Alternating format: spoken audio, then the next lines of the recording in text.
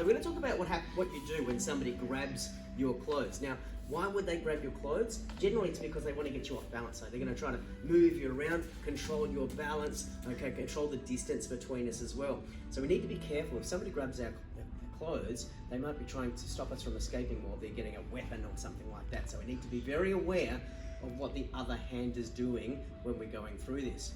Okay, but have a look at the distance. So if I'm square on, I might not be able to reach him. But if he's got my clothes, I should always be able to reach if I turn my body. So we shouldn't dismiss the option just to simply hit, bang, woof, and run. That's always a possibility. If he's grabbing me, then I'm going to be at a distance in which I can do a lot of different strikes from here. So I don't have to be too concerned about this, particularly if I've got my balance. Now let's remember, when somebody grabs us, there's always three things that we can do. One is we can get rid of the grip. We can try to break the grip. So from here I can do that by manipulating small joints. So I squish the thumb, or I come over and I peel off the little finger. I actually bend the little finger back, for example. Or from here, I don't want to just pull it off. That's going to take too much effort from both of us. So if I'm doing that, what I'm going to do is I'm going to move in one direction as I push and pull his hand in the opposite direction. Okay, we might take a few fingernails in the process when we do that, but that's the way we're going to escape, is we're going to push and pull at the same time to release that. If I do release it, we're back to square one. You know, we've both got both hands, both feet to attack with. So it might not always be our highest priority to break this. If he's got hold of me with his right hand, he's not hitting me with his right hand, which is one of his biggest weapons that I need to be aware of. I still have my right hand, so again, one of the options for us is not to break the grip, but simply to disregard the grip, to ignore the grip and bang, come through and just attack. It doesn't need to be a strike. It can be attack with a sweep or a throw or any other technique that we want to use from there. So we can disregard the grip. The last thing we can do is we can use the grip. And in my last throw, I used his grip to keep him at the distance that I wanted him to be at. But we can use our more advanced jiu-jitsu techniques from this position as well.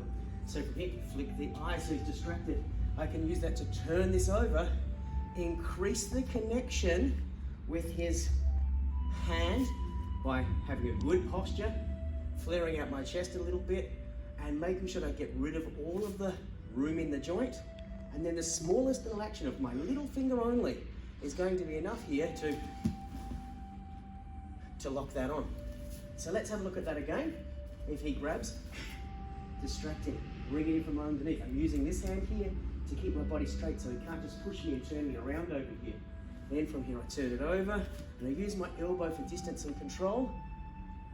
Flare my chest to increase the connection or improve my posture. And then the smallest little twinge with my little finger is enough to complete that technique. There's other things that we can do. From here, we can cut down. So we're attacking both the wrist and the elbow at the same time. We can go underneath, turn him around, and move into a mochi-mawari type techniques where we've got his back turned to a point where he is now vulnerable against our attacks. Let's have a look at that one again. So from here, okay? So from here, I'm coming underneath and elbowing him right in the liver. From there, I'm going to spin through and slide my little finger in. From here, I flare around and I poke my finger to his eyes.